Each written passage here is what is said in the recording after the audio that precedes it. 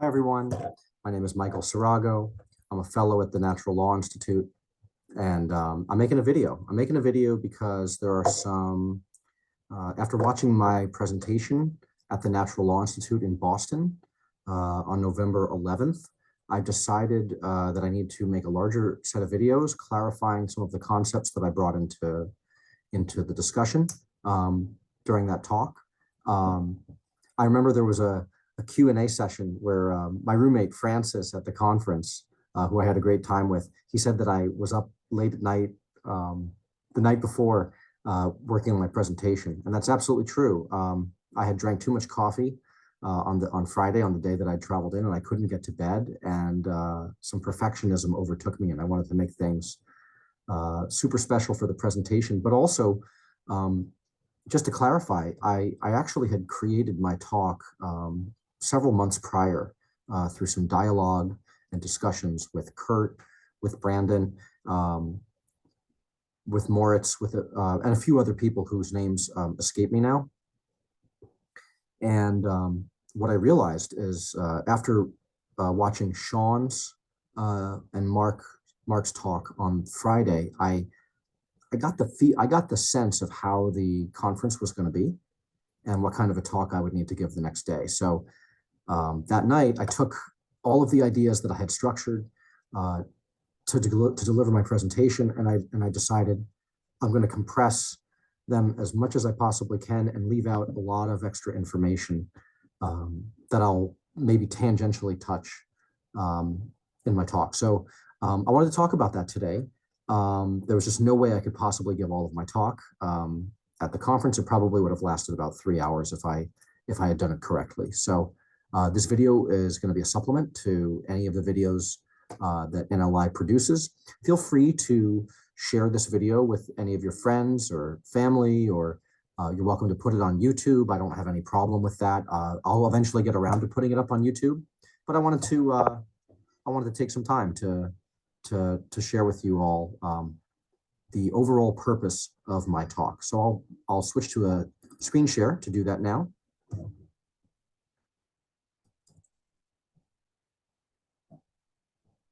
All right, and I'll go off video. So here's the basic idea.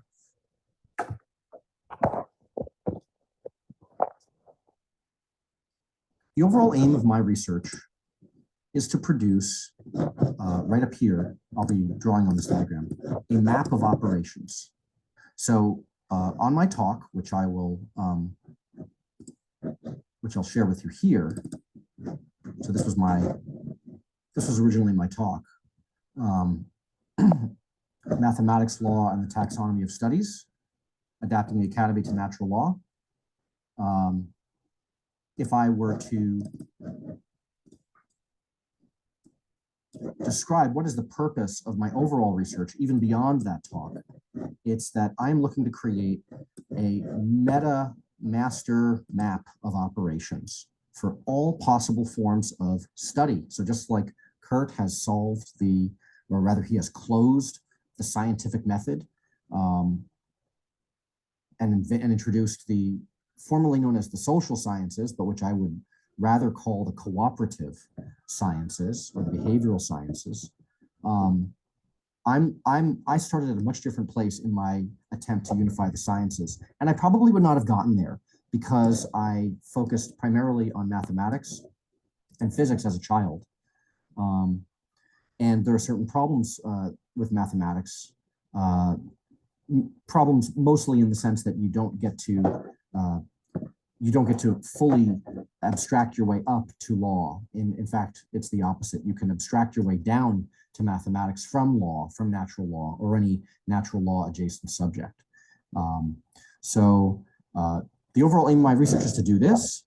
The reason for this, by the way, is I intend to show the different ways in which math generalizes.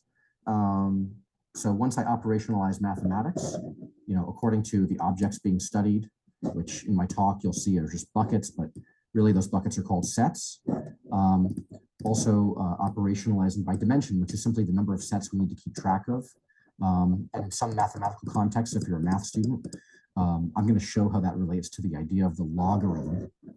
And then we're going to look at the type, which is what it's called in computer science, or a category is what it's called in mathematics. This just describes the operations that we are allowed on the objects, as well as the laws that describe the objects as well. And then we have agency. Agency concerns how many players are operating in a game. And just to be clear, by a game, what I understand a game as is that there are different game states like G1, G2, you know, and let's just say that you're at a game G and you have various moves. Well, you can move to G1, you can move to G2, maybe there's a third position you can move to. And then each of these positions allows you to move to, other positions, like that would be G21, that would be G22. So we can invent a numbering system to describe how many game positions we can travel downwind, where the end of the game is either a win or a loss. So games are directed graphs involving agents.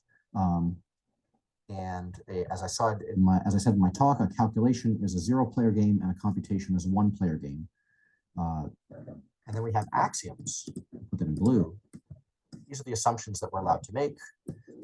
That's also a way of saying what negative 1-player games is our 0 or 1-player games going to be based on? What logic or grammars is the game going to be based on? So then you have some features of math which make it unsuitable for generalization to all possible sciences, which is that math operates at 0 cost per operation. We abstract out all possible forms of cost when we perform mathematical logic. So we need to introduce costs per operation, or the cost to play the game, the cost to add axioms, the cost to change type, the cost to add dimensions, whatever it might be, the cost to add more objects, the number of agents. And then we also introduce, as we introduce subjects, we introduce this interesting idea of path dependencies. Kurt talks about the path dependency of the building of civilizations, the order in which you form your institutions of production, whether it's law or religion or the state, right? So if you have the religion here, you have law up here, and you have the state here. Whichever one of these things you develop first is going to influence the overall direction of your civilization. If your civilization develops law first, then what happens is that science and religion attack their approaches to cooperate with that establishment of law. Whereas if you establish religion first, then what happens is your law and your state, or your engineering, if you will, your infrastructure, or your science, they start to tack towards religion. And similarly, if you build the state first, then both your laws, your sense of reciprocity, as well as your religion is going to tack in the direction of the state. So path dependencies show up in the behavioral sciences, especially, or the laws of civilizational group evolutionary strategy, whereas you would not expect path dependency to matter that much in mathematics, unless it's literally a question of how do you get from point A to point B, or how do you play a particular game, what particular path you can go through in that case. It may be the case that in some games there's a path independency. It doesn't matter if you move your queen first, and then your rook, or you might move your rook first and then your queen, but you get to a checkmate either way, or you don't get to a checkmate, whatever the case may be. You get checkmated.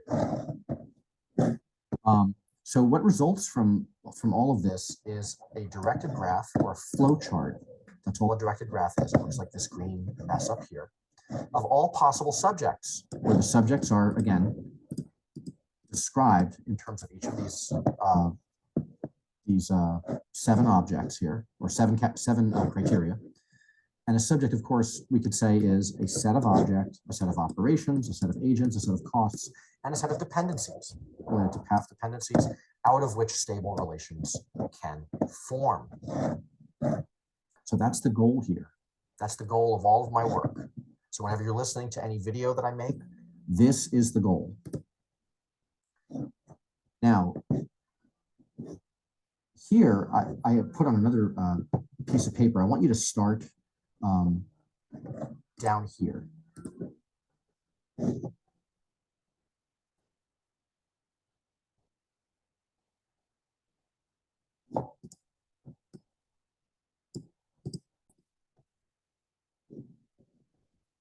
so here, it might be hard to see this chart in full detail. Remember, guys, this is my first pass at making a video. Feel free to give me any feedback or comments. The more this feels like a conversation, by the way, it'll be easier for me to talk. It's hard for me to talk into the camera. Well, not hard, but harder. But when I'm talking to people who are genuinely interested, I will address my talks more and more to you in a personal style. If you see here, if we start down at, I'll draw it in blue here. This is typically the area, a little bit better here. All this down here, we call this math. So math as a study really needs to be disambiguated into the study of formal logics, which overlaps math with philosophy. The study of algebra, which is where we get this idea that of calculations or simplification or canceling out. Calculations mean stone arrangements or the laws of stone arrangements. Whereas algorithms and computations are, I put it in pink because it's a little bit more spicy. It's a little bit hotter than an algebra. We sometimes cannot simplify an algorithm. We can sometimes not simplify a computation into a calculation. And if you look at math, which tends to comprise these three subjects, I put the different subjects as nodes in a network. So I have this open circle, empty circle right here just for logic, just because that's the base layer of the graph, wherever there's any kind of logic, which then informs how you can do calculations. So when you add objects to a logic, right? If I go up this path, that's the same as adding objects to a logical set, and then you can perform calculations or an algebra on those objects. And then, of course, the properties of those objects or those calculations that are reducible to logic, we call these properties. Actually, not properties, sorry, deductions. These are deductions. And I actually describe this here with this word tautology. Because what happens is that when you go beyond computations, there's, at least to my mind, there's two distinct ways in which you travel from one-player games to multiplayer games, to two-player games and up. And it's a little hard to see here maybe, but it's indicated by these arrows. If you look at the green arrow here, it says reciprocity. So in other words, if reciprocity is guaranteed or stabilized, you can go up a level to ethics. And similarly, if you reduce ethics to a computation, you're assuming reciprocity at each step, right? So if when you have to play the game out, you can't assume reciprocity each step, and that's why you want to generalize, or rather, you want to introduce subjects even higher up from ethics, such as law and enforcement. So the idea is that law is going to be somewhere at the top, natural law and English common law, as a subset of natural law, is going to be somewhere, some node at the top, right? That you can travel on any of these paths up to there. Anyways, green arrows indicate that we're moving into the direction of law, whereas red arrows indicate that we're moving into the direction of warfare. Now, warfare doesn't necessarily have to be a bad thing. When we do engineering, right? Engineering is essentially warfare. We're trying to prosecute and then construct a new stable relation, which we can call a product. And we tend to exploit the stable relations of a subject in order to minimize or to war against some variable while maximizing or some other variable or fighting a war on its behalf. Misspelling here, some stability can be assumed. That stability that we assume is called the laws of science. And the work that we do is we prepare to inflict a zero on some chosen enemy.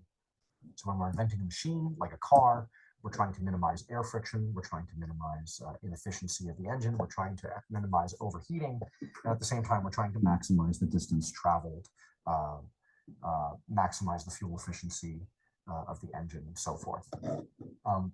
However, when we move in this direction of ethics, the green direction, that's where we're not, for the most part, we're not really inventing new products so much as we are tasked with maintaining an existing set of relations and optimizing within that set.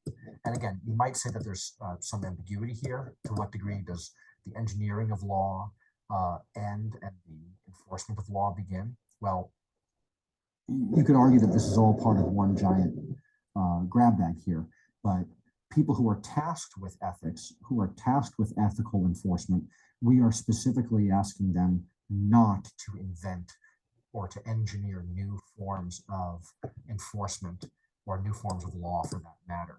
We're instead giving them the trust that we will, we're instead trusting them that they will stabilize relations rather than invent new forms of stable relations. So warfare is really just trying to construct stable relations, new ones. And actually, I put this in the diagram over here. If you look over here, guys, if you move up and to the left, that's a red arrow. That means I call that heating up. That will become more clear when I talk about how numbers generalize to gains, which is a type of flow chart over here. When we can enforce a new stable relation, I put that in red, specifically when we're trying to destroy the outgroup or destroy some variable such as air friction, right? So air friction is external to us, and we are trying to externalize as much as possible without disturbing our own goal or objective. And that's what happens in the case of an airplane. The air friction is so externalized that we can actually use it to our advantage in the design of a wing. But we don't really want anyone to be near the machine parts of an airplane because the externalization force is so great that it will harm the stable relations in our biology. Similarly, if you go in the green direction, I put commons there. In that case, we're not inventing a new form of stable relation, but rather we are revealing a stable relation that requires our maintenance. So that's why I have green moving up into the direction of ethics. Ethics is not so much via positiva construction, but rather via negativa. So you can kind of think of these as the red arrow points up into a positiva, where we're attempting to build a new stable relation, whereas the negativa represents the result of falsification and the revealing of a stable relation that is ours to maintain.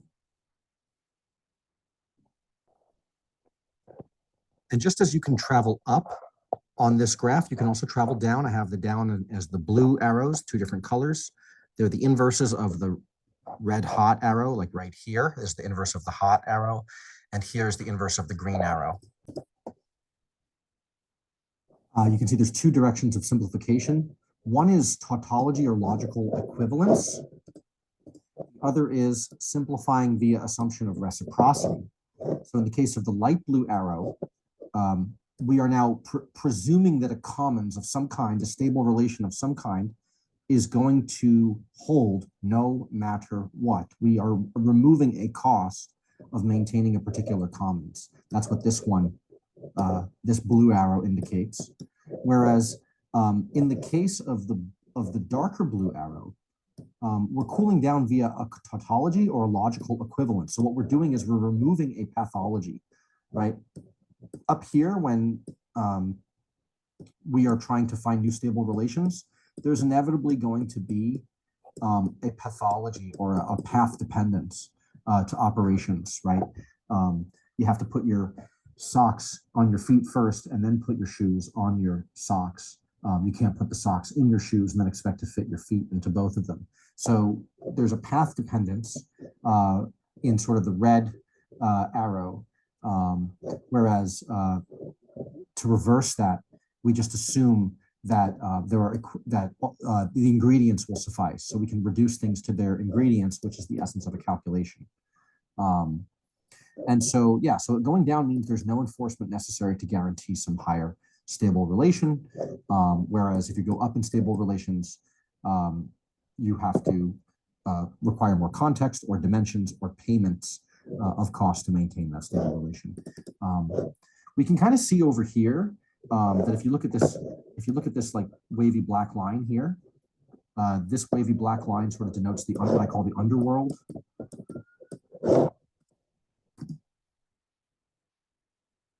So anyways, I'm going to go to another slide now that shows you, building from the logics upward, how we would expect to create a flow chart of all possible subjects.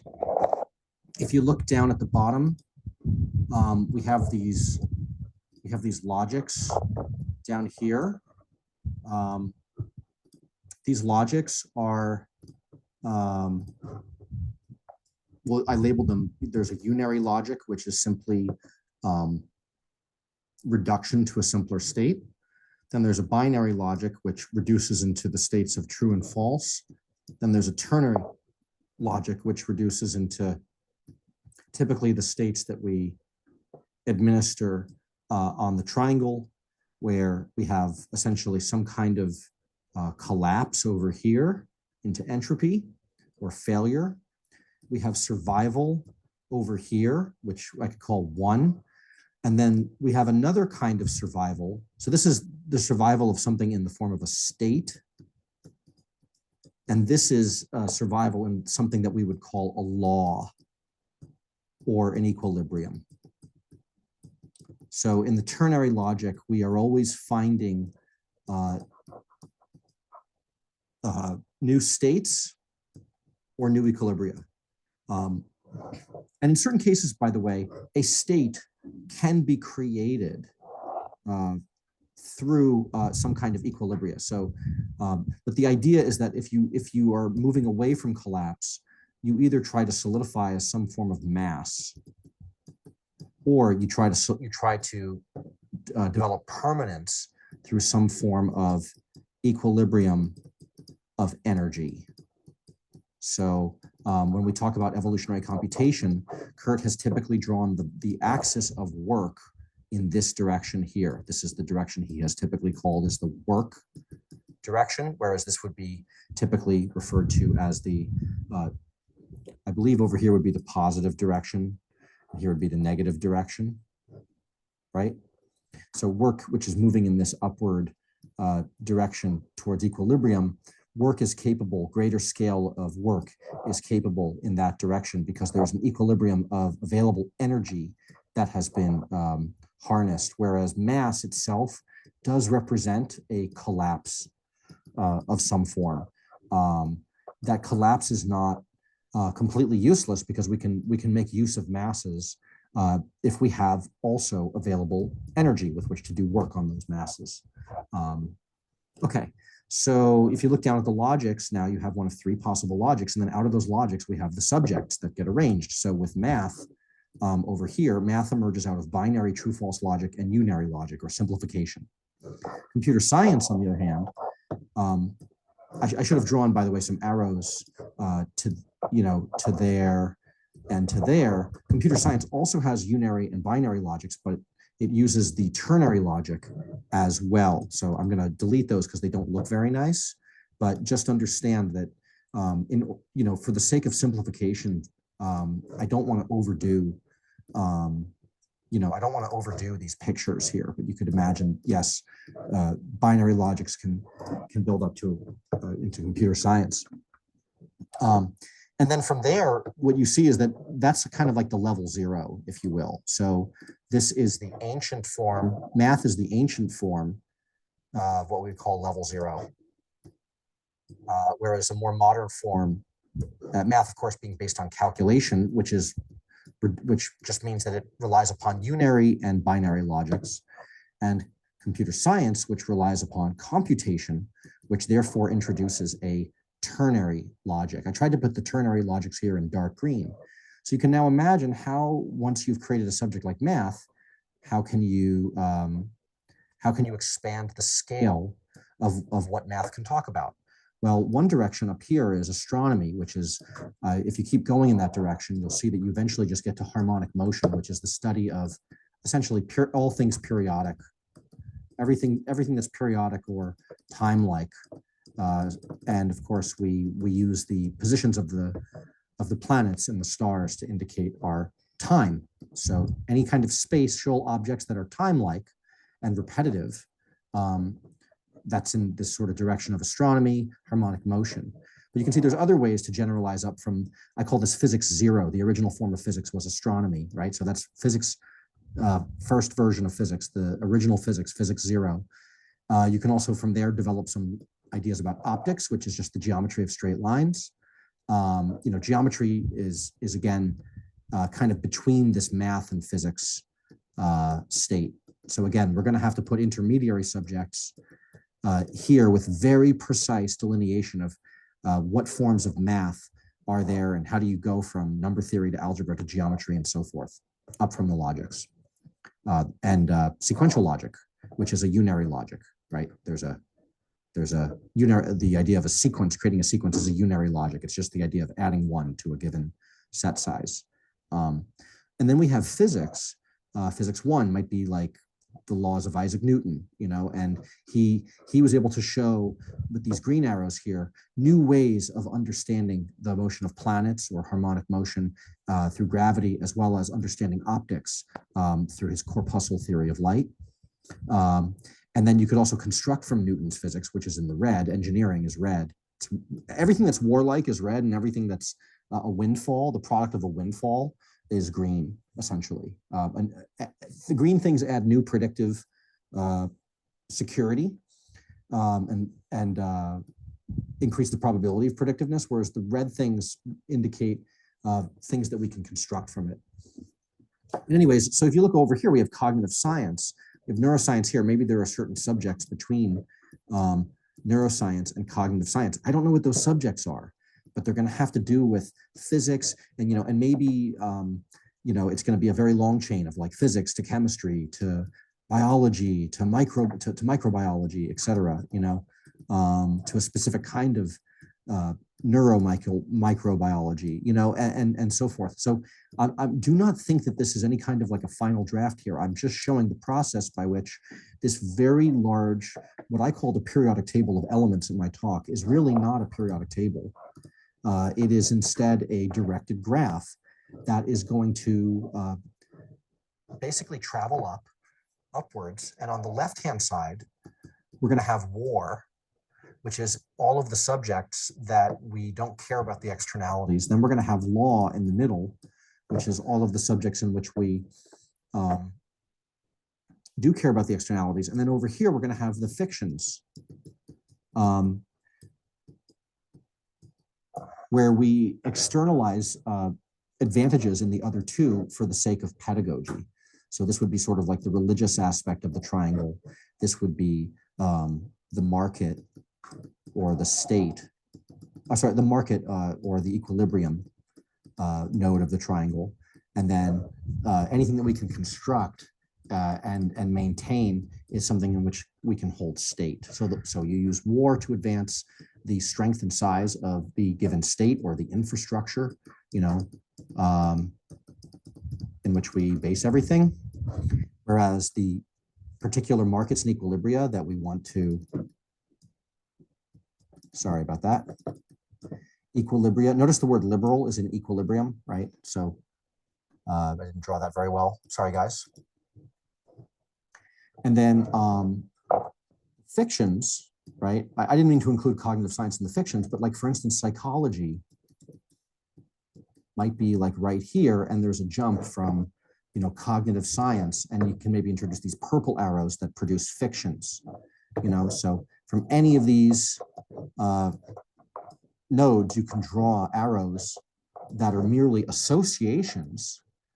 They don't fall under this, any of these arrows in here. Okay, these are just associations, these purple arrows, but these purple arrows essentially represent ways in which our explanatory power undergoes a form of entropy.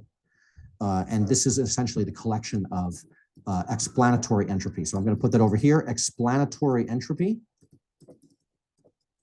which I believe Pareto called a residue. I'm not sure if it's called a residue and what's a residue and what's a derivation, but I imagine that religions are therefore residues. And in fact, I might have needed to reverse the direction of the graph. Like maybe war should be on the other side, and so again, this is not a final idea. I'm trying to use these pictures to communicate an overall picture in which, again, there's going to be several thousand subjects in this picture. There's no way that a single human mind can keep track of all this stuff. We need a tool, right, to keep track of all possible subjects, including unnamed ones, where each arrow represents an extension according to any one of these rules. It might add a new object, it might add a new dimension, might add a new type of operation, might add or a new operation period. It might add an agent or a collection of agents. It might add a new axiom or a new stable relation. It might add new costs as well. It probably should add new costs, or it might add new path dependencies upon which the study is done. So law might be a subject up here, and then leading into law, we might have something over here like civilizational strategies, and that would inform how to conduct law and also inform how to conduct warfare. The big Martian capital, real war over here would be like way up here, whereas the acceptable forms of war would be down here. We call them science and engineering. It's really engineering, I should say. So when you're an engineer, you're going to war armed with the tools of science.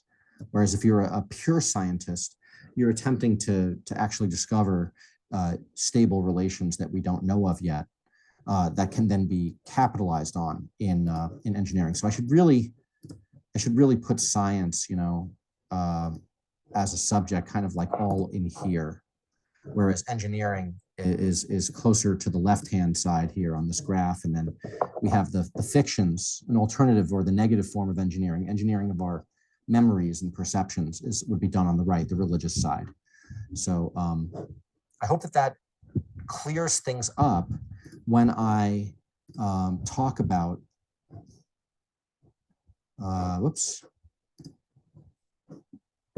when I talk about the idea of the taxonomy of studies, which I'll pull up right now.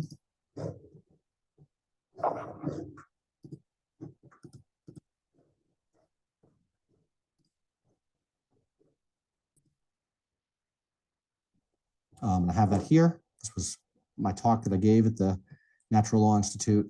So this taxonomy of studies, the classification of the different subjects or studies that we can perform, is a natural outgrowth of this chart, which had I not, for instance, had I never met Kurt or come across his work, I would have tried to build that chart out of binary logics, out of some form of true and false relation, when in fact the ternary logics are in fact what we have to use to look at all possible available states in which we can extend a subject. So can we create an equilibrium? Can we create a new stable state or a new stable equilibrium? Again, the distinction between the two might be blurred, but the idea is to look for a moving equilibrium, which is closer to a market, versus a static equilibrium, which might be something closer to like an atom, right? The atom is moving, the electrons are moving, but the frequency or speed at which the parts are moving and the relative energy with which they move is so high compared to our experience that we don't need to really think about the atom as a stable moving relation. We can think of it as a stable massive, or a Lego block, if you will, that's just ready to be clicked into place. We can think of them more in that way. So again, the dividing line between a state and a market has only to do with velocity relative to the measurer. So is the equilibrium playing out in time, or is the equilibrium something that appears to be independent of our measurement of time? So atoms are independent of our measurement of time, because only when you measure time at the Planck scale do atoms show irregularity. But markets show quite high levels of irregularity with regard or with respect to the day-to-day. But then, of course, over the lifetime, you see that there are patterns in markets and patterns in historical cycles.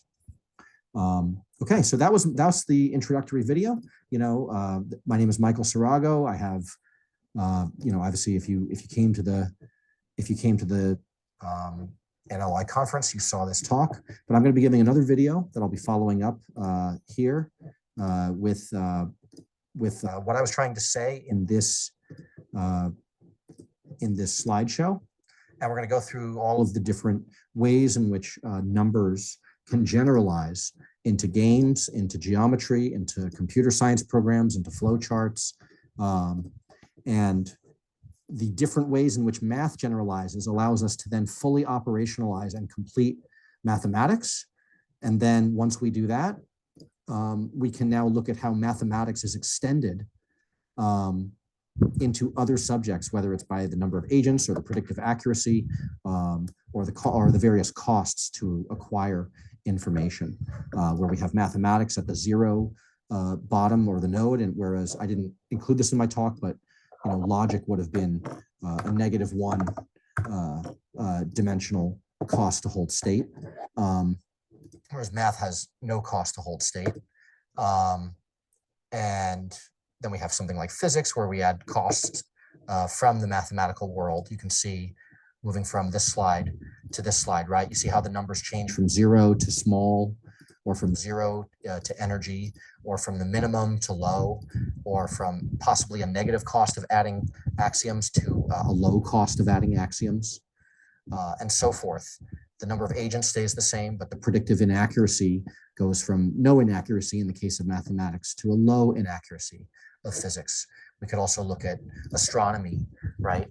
Very similar to mathematics because it's closer to 0. We can look at economics, where there's a non-zero cost to hold state, but we can reduce that to 0 based upon our monetary system and the design of our monetary system. And law, which is going to be at the highest possible cost. So that would therefore be at the top of the chart, the top of the giant flow chart of subjects, where remember, going up in the flow chart means, going up in